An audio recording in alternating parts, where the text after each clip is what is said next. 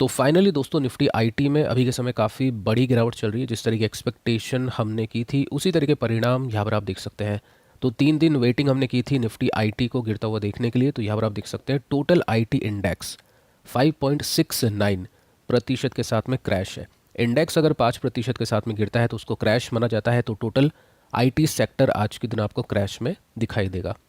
तो यहाँ पर दोस्तों आप नोट कर सकते हैं ये एक दिन पहले का वीडियो है। मैं अपनी कोई तारीफ नहीं कर रहा हूँ कि जैसा मैंने बोला वैसा हो चुका है, जैसा डेटा ने बोला वैसा हो चुका है। एक्सपेक्टेशन हमने की थी कि इन्फोसिस अब एलटीआई, माइंट्री और नौकरी को भी ले डूबेगा।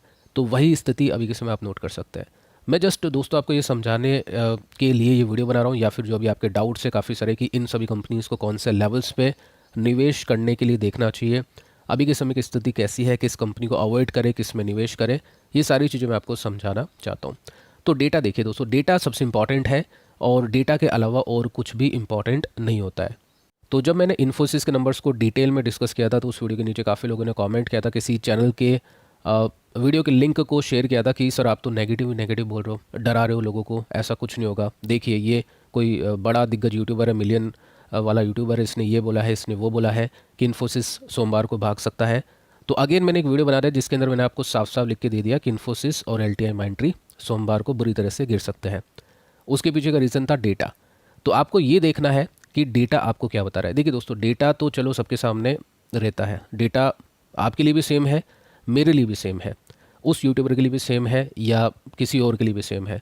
जिस तरह से दोस्तों आप नोट कर सकते हैं कि किसी स्कूल के अंदर क्या होता है, एक सिलेबस होता है, कॉलेज के अंदर क्या होता है, एक सिलेबस होता है, बुक्स होती है। तो जो बुक्स होती है वो भी सेम होती है, क्लास का जो टीचर होता है उस सब्जेक्ट का वो भी सेम होता है, उनके पास में समय भी सेम होता है, 24 घंटे होते हैं, पेपर देने का टाइम भी सेम होता है, 3 घंटे का समय होता है। लेकिन उसी बुक को पढ़कर काफ़ी लोग एग्ज़ाम में पास होते हैं, उसी बुक को पढ़कर लोग एग्ज़ाम में फेल भी होते हैं। तो डेटा सबके पास में होता है, बट उस डेटा को देखना कैसे है, प्रैक्टिकली, इमोशनली नहीं, वो सबसे इम्पॉर्टेंट होता है, ताकि आप रेडी रह पाओ कि इस तरह की सिचुएशन आपके सामने हो तो आप डरो नहीं, और इस तरह की सिचुएशन में आपको क्या करना है वो सब आपको पता हो। तो उम्मीद करता हूँ जिन्होंने भी वो कमेंट किया था वो समझ चुके होंगे, क्योंकि प्राइस एक्शन आपकी आंखों के सामने है। और ऐसा मुझे कोई बुरा नहीं लगा कि आपने कुछ ऐसा कमेंट कर दिया, बल्कि अच्छा है आपने काम किया बाकी लोगों के लिए। उस कमेंट को देखकर मैंने इतने वीडियो बना दी इन्फोसिस को लेकर डिटेल में, और उससे सीखने को ही मिला है काफ़ी लोगों को। चलो इसको डिस्कस करते हैं। ये दोस्तों आपके सामने निफ्टी आईटी का इंडेक्स है। निफ्टी आईटी का इंडेक्स आप देख सकते हैं 26,722। अब ये प्राइस लाइव है, ऊपर नीचे हो सकता है, मार्केट अभी ओपन है। और ये मैंने आपके सामने पेश किया है आरएसआई के साथ में। आरएसआई वही 50 का मैंने लेके चला है ओवरसोल्ड में, लेकिन जो ये चार्ट है ना, ये चार्ट है मंथली का। तो मंथली चार्ट के अंदर आरएसआई 50 के नीचे जाने का मतलब है एक्सट्रीम फियर। एक्सट्रीम फियर मतलब बहुत बड़ा डर, बहुत बड़ा डर मतलब बहुत बड़ा निवेश करने का मौका। प्रैक्टिकल मैं आपके सामने रखना चाहूँगा। आप देख सकते हैं 10 के बाद में, या फिर आप 8 से लेकर जो 10 में तेज़ी थी, या 11 तक की जो तेज़ी थी, उसके बाद में फिर क्या होता है। देखिए आईटी सेक्टर में क्या होता है, हर 4-5 साल बाद में इस तरह का जो करेक्शन आता है, आपको लगता है कि कोई बहुत बड़ी बात हो चुकी है, बहुत नई बात हो चुकी है। ऐसा कुछ नहीं है। मैंने बाज़ार को देख रखा है तो मुझे पता है, और मैंने देख रखा है इसका मतलब आपने भी देख रखा है, क्योंकि जो भी मैंने देखा है वो मैं आपको समझा देता हूँ। तो उसके बाद में आप देख सकते हैं ये आरएसआई 50 के नीचे आता है, काफ़ी समय तक कंसोलिडेट करता है टोटल आईटी सेक्टर। ठीक है, भागने से पहले, छलांग लगाने से पहले एक कदम पीछे लेता है आईटी सेक्टर। तो वही आप नोट कर सकते हैं। उसके बाद में काफ़ी बढ़िया रनअप आता है। 15 में ये टॉप पे चला गया था, 12 एग्जैक्टली मुझे याद नहीं है, 12,500 के आसपास शायद आईटी इंडेक्स चला गया था। उस समय काफ़ी ज़्यादा ग्रीड था, जैसे यहाँ पर ग्रीड था ऊपर के समय कि आईटी है, कुछ भी मतलब आईटी ही है। स्टॉक मार्केट में आईटी के अलावा कुछ भी नहीं है, सब कुछ आईटी है। तो वहाँ पर मुझे निवेश करने का मौका नहीं मिला, मैंने वेट एंड वॉच किया। उसके बाद में फिर मुझे मौका मिला आईटी कंपनीज़ में निवेश करने का। तो यहाँ पर इस क्राइसिस में मैंने काफ़ी सही निवेश किया था। उसके बाद में आप देख सकते हैं वापस से कोविड के समय ये 50 के नीचे था, यहाँ पर वी शेप रिकवरी आती है। लेकिन हर बार वी शेप रिकवरी नहीं आती है। इस तरह का क्राइसिस आता है जिसमें काफ़ी लंबा समय लगता है आईटी सेक्टर को कंसोलिडेट करने के लिए। तो उसी समय के अंदर अभी के समय हम मौजूद है।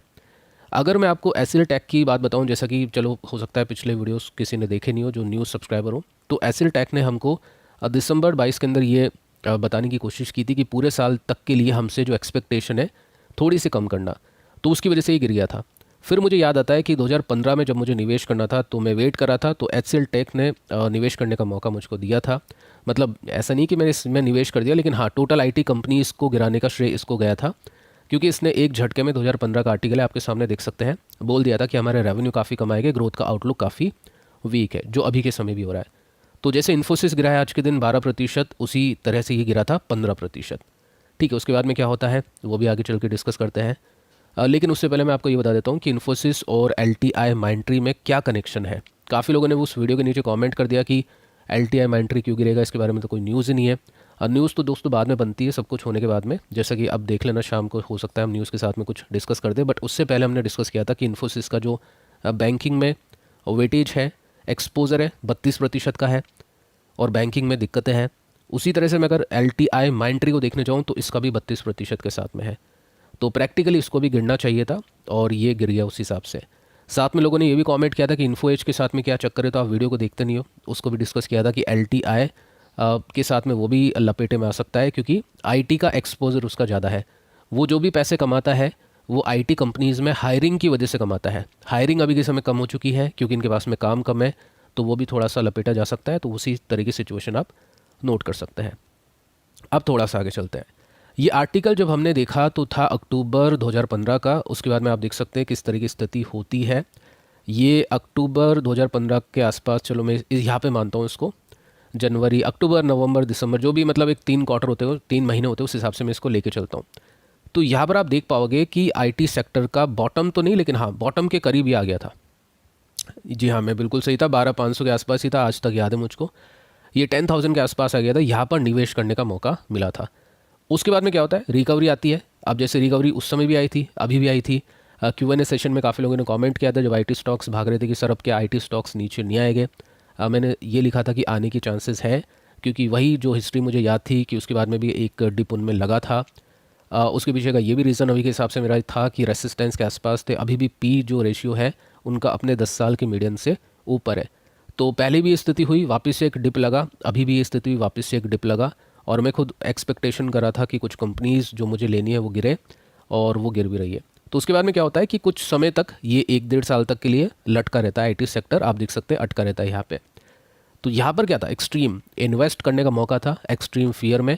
उसके बाद में जो रन अप आएगा ना, वहाँ पर आप बस देखते रहोगे, तालियां बजाओगे, कुछ नहीं करोगे, और जो नहीं ले पाएंगे वो अपना सर पकड़ के बैठे रहेंगे या ऊपर के लेवल पे कहीं ना कहीं फंसने की कोशिश कर रहे होगे। तो ये चीज़ आपको समझ के चलनी है। चलिए दोस्तों, थोड़ा सा आगे चलते हैं, इन्फोसिस के ऊपर चर्चा करते हैं। वैसे मैंने खुद ने एक्सपेक्टेशन नहीं की थी कि 10-12% गिरेगा, क्योंकि क्या होता है, जितना मैंने देखा है कि ADR जितना गिरता है ना, उससे थोड़ा सा कम गिरती है हमारी कंपनीज।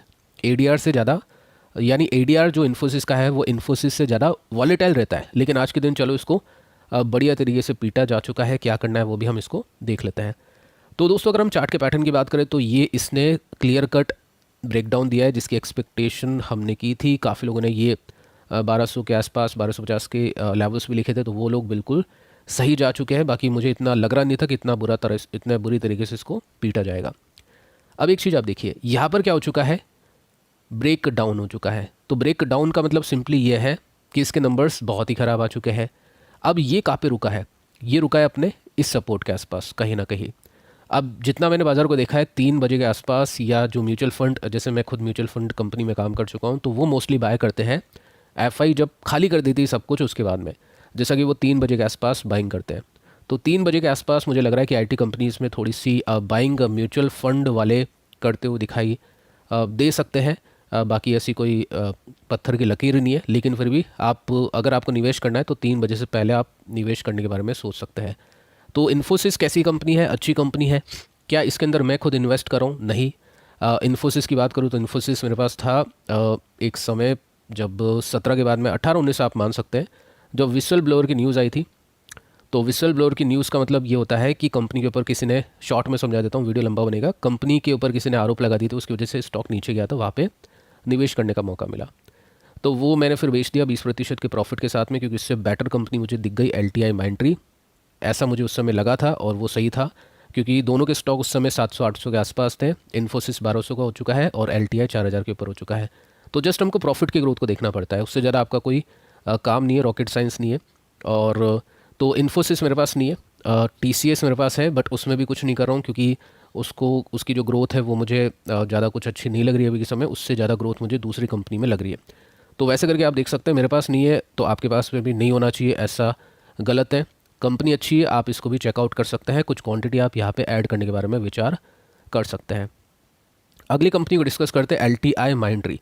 7% की मंदी इसमें हो चुकी है। काफ़ी लोगों ने कमेंट किया कि सर 4250 यानी 4250 के आसपास लिया मैंने, किसी ने 4100 के आसपास ले लिया, किसी ने थोड़ा सा ऊपर ले लिया।